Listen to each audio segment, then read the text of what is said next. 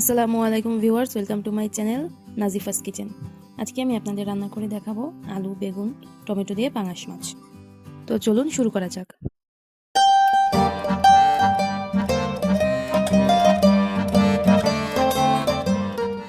প্রথমে আমি একটি কড়াইতে দিয়ে নেব তেল।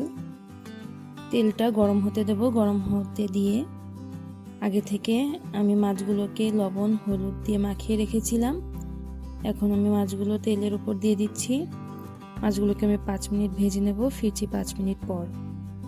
5 মিনিট আমরা মাছটাকে ভেজে নিয়ে এখন মাছটাকে আমি তুলে নিচ্ছি। এবারে একই কড়াইতে আমি তরকারি রান্না করব।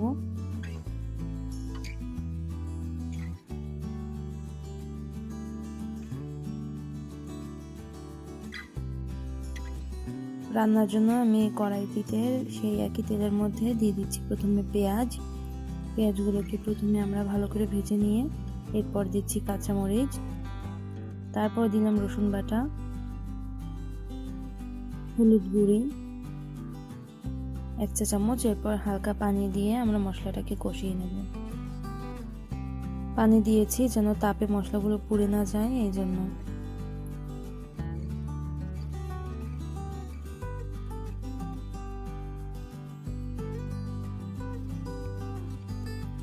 এরপরে আমি আরও একটু পানি দিয়ে মশলাগুলোকে ভালো করে কষিয়ে নিচ্ছি।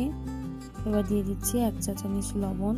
লবণ আপনারা আপনাদের স্বাদ মতো দিয়ে দিতে পারেন, আমি আমার পছন্দ মতো দিয়েছি। এরপর আমি তরকারিতে কালারের জন্য অল্প একটু মরিচ গুঁড়ো দিয়ে দিয়েছি।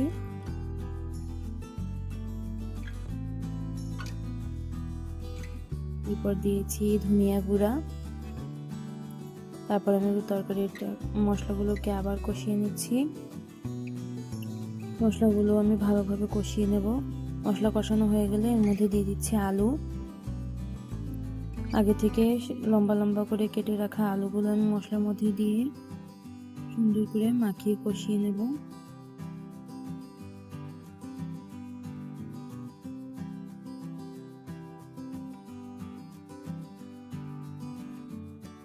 আলু কষানো হয়ে গেলে এর মধ্যে দিয়ে দিচ্ছি টমেটো, আগে থেকে কেটে রেখেছিলাম, আর আগে থেকে কেটে রাখা বেগুন। সবগুলো আমি একসাথে কষাবো।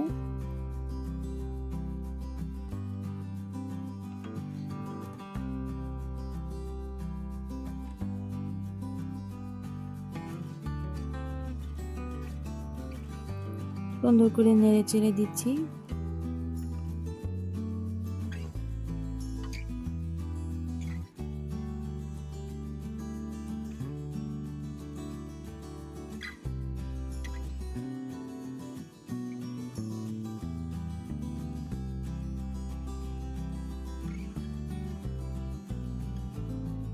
ভালো মতো নেড়ে চেড়ে আমি ঢেকে দিয়েছিলাম।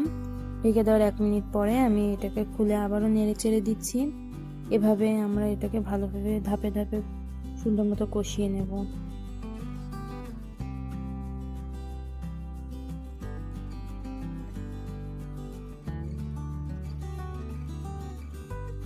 তরকারি কষানো হয়ে গেলে আমি এর মধ্যে দিয়ে দিচ্ছি ঝোলের জন্য পানি।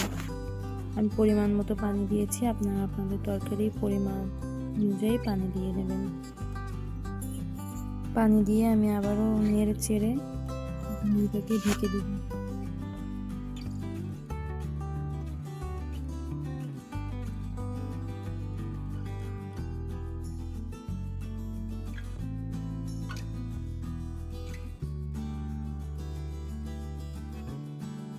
তরকারি ঢেকে আমি 10 মিনিট রান্না করে নেব।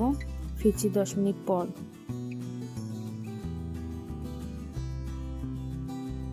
10 মিনিট পরে আমি তরকারিটা খুলে দেখছি, ঢাকনা তুলে আমার আলু বেগুন সবকিছুই প্রায় সিদ্ধ হয়ে গেছে। এখন আমি এর উপরে আগে থেকে ভেজে রাখা মাছগুলো দিয়ে দিচ্ছি।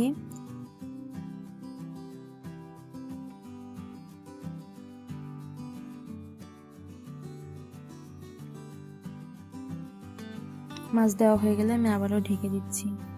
ঢেকে আমি আরো কিছুক্ষণ রান্না করে নেব।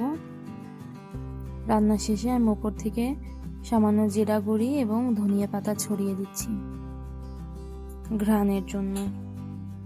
এবার আমি তরকারিটাকে একটি ডিশে পরিবেশন করছি। এই তো আমার রান্না হয়ে গেল। এরকম আরও ঘরোয়া রান্নার রেসিপি পেতে আমার চ্যানেল সাবস্ক্রাইব করে পাশে থাকবেন। ধন্যবাদ।